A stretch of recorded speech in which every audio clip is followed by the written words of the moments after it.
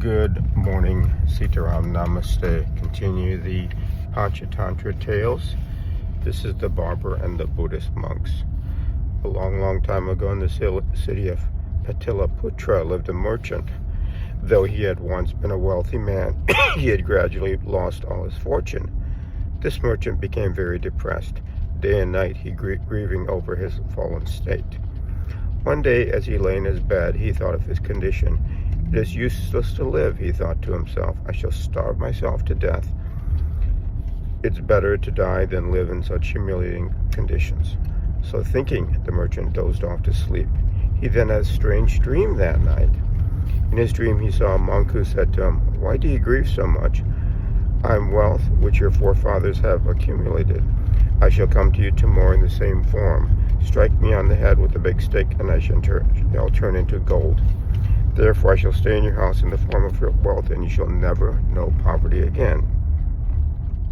The next morning, this merchant woke up. He sat on his bed thinking about the dream he had seen. "I constantly think about gold and money, and the dream is a result of this. I'm sure nothing will come of it," he said. Wiping his eyes, the merchant opened the door and peeped out, and so, lo and behold, there stood a monk in front of him, exactly like the one he had seen in his dream. So to test the truth of his dream, the merchant picked up a stick lying in the corner and struck the monk on his head. As soon as the merchant struck the monk, he turned into a mass of solid gold. The merchant took the gold monk inside his house and hid it. When all this was going on, a barber was watching from a safe distance. The merchant realized that the barber had seen everything, so he gave the barber a handsome tip and told him not to leak the information to anyone. The barber agreed to keep quiet and went home.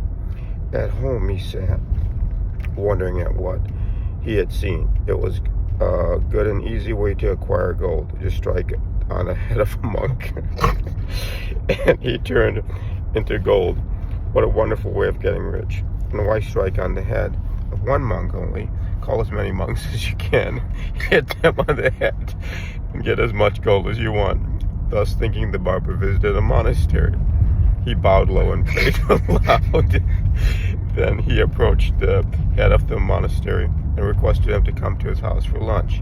He also requested the head monk to bring his disciples along with him. "We eat food prepared by ourselves," replied the head monk. "We do not partake of food of anyone's house. It is a code of discipline laid down for us." "Well," said the barber, "I shall present you with silk cloth to wrap your holy books. So do come accept the silk cloth." "We shall visit your house for a few minutes," said the head monk.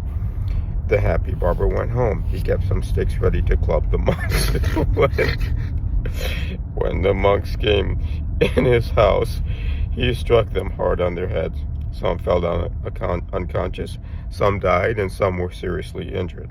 They were groaning and moaning everywhere. "Help, save us," shouted some of them. Their shouts reached the ears of the royal guards who were patrolling the area.